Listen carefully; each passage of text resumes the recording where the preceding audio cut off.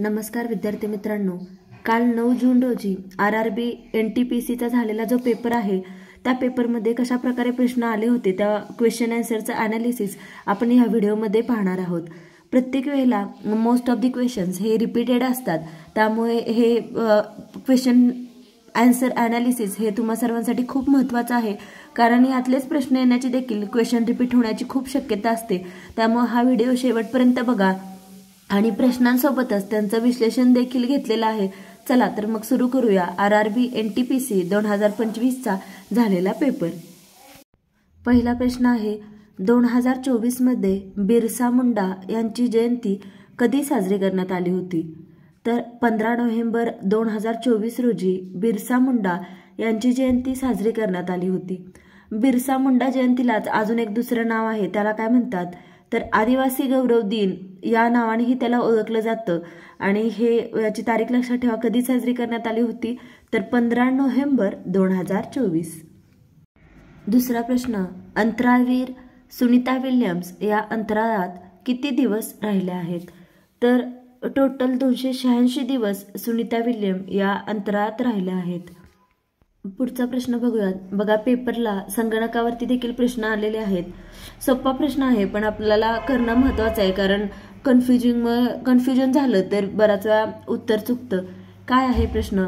संगणकात Alt+Tab की कशासाठी वापरली जाते?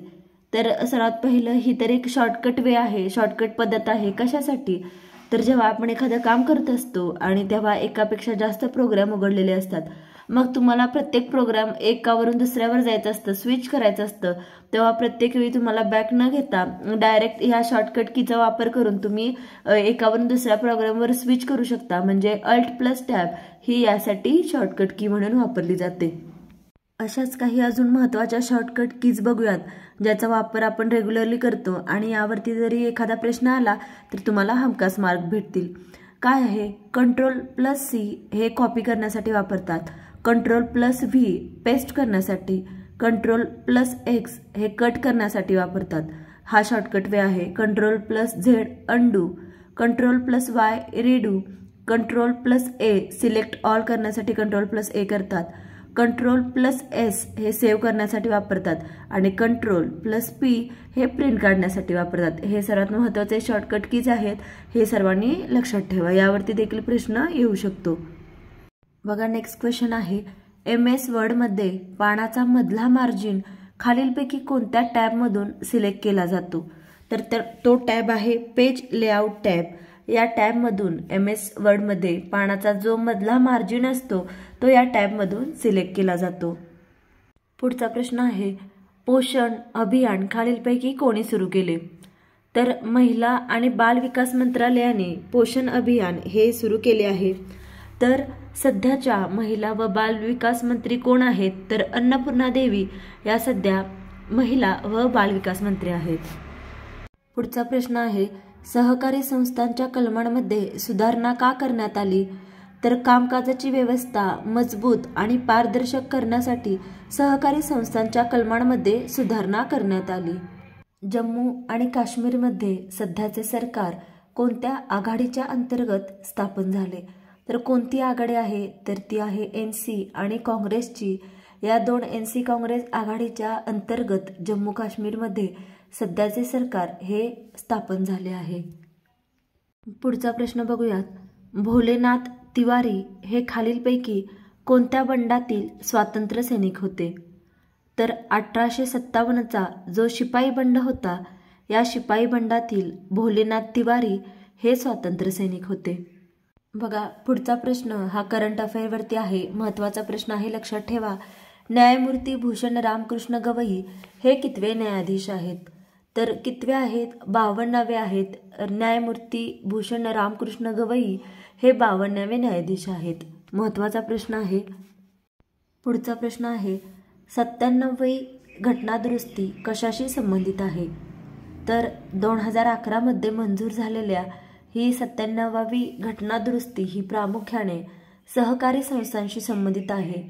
ही दुरुस्ती सहकारी संस्थांना संवैधानिक दर्जा आणि संरक्षण प्रदान करते। बघा, ही 97वी घटना दुरुस्ती महत्त्वाची आहे. यावरती देखील तुम्हाला हमखास प्रश्न रिपीट होऊ शकतो, त्यामुळे हा पॉईंट देखील टिकमार्क करून ठेवा आणि व्यवस्थित लक्षात ठेवा. बघा, हा पुढचा प्रश्न देखील संगणकावर आलेला आहे. सेम अशा रिलेटेड आपण सुरुवातीलाच प्रश्न बघितला. काय आहे? मजकूर कॉपी किंवा पेस्ट करण्यासाठी कोणती शॉर्टकट की वापरली जाते? तर आपण मागाशीच पाहिलंय, कोणताही मजकूर कॉपी करण्यासाठी Ctrl+C ही शॉर्टकट की आहे आणि पेस्ट करण्यासाठी Ctrl+V आहे. आणि याच्या रिलेटेड ही महत्त्वाच्या आपण काही कीज पाहिलेल्या आहेत. हा पॉईंट लक्षात ठेवा, यावरती देखील रिपीटेड क्वेश्चन फार असतात. नेक्स्ट क्वेश्चन आहे, नागरिकत्वाशी संबंधित कायदा कोणता?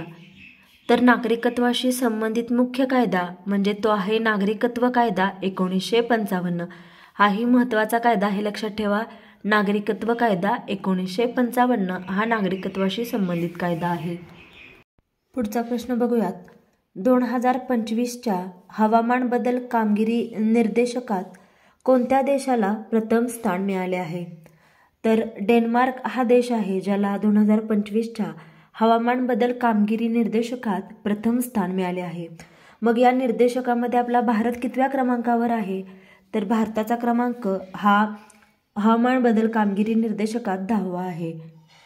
नेक्स्ट क्वेश्चन, भारतात अग्नी वॉरियर युद्ध सराव 2024 कुठे आयोजित करण्यात आला होता? तर देवलाली, नाशिक, महाराष्ट्र इथे हा अग्नी वॉरियर युद्ध सराव 2024 आयोजित करण्यात आला होता. आता भारत आणि सिंगापूरच्या सैन्याने 30 नोव्हेंबर 2024 रोजी अग्नी वॉरियर नावाचा त्यांचा संयुक्त लष्करी सराव संपवला होता.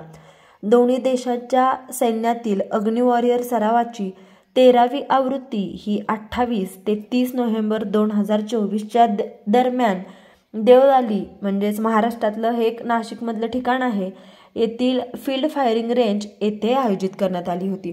हाही महत्त्वाचा प्रश्न आहे बघा, लक्षात ठेवा, मार्क करून ठेवा. अरुणाचल प्रदेशच्या पूर्वेस कोणता देश आहे? तर म्यानमार हा देश अरुणाचल प्रदेशच्या पूर्वेस आहे.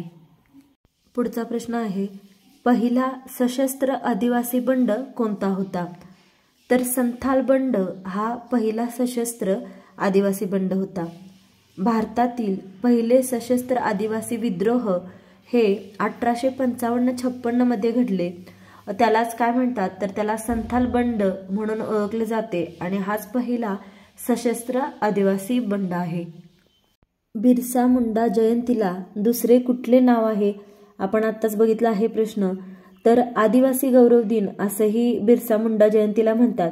आणि ही कधी साजरी करण्यात येते? तर भगवान बिरसा मुंडा यांची जयंतीनिमित्त 15 नोव्हेंबर 2024 रोजी हा आदिवासी गौरव दिन म्हणजेच बिरसा मुंडा यांची जयंती ही साजरी करण्यात आली होती.